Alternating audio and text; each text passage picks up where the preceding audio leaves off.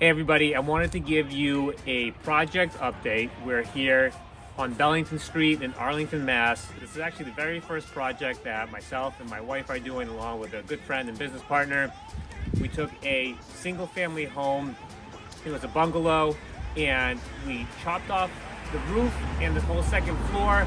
We just added an entire full floor. We're actually going to be going up one more half story, and the end result is going to be a 3+ bedroom, 2 full bath, 2 half bath home with 2,350 square feet.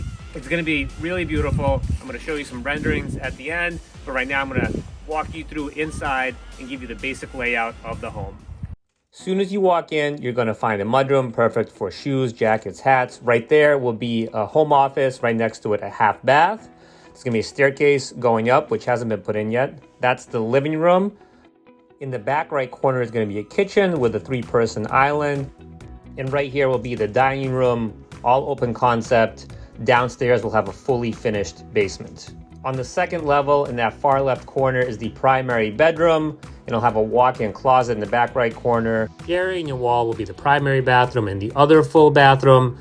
And then on this side of the house, you have bedroom number 2 and bedroom number 3. Third story is yet to be built, but for now, check out these renderings.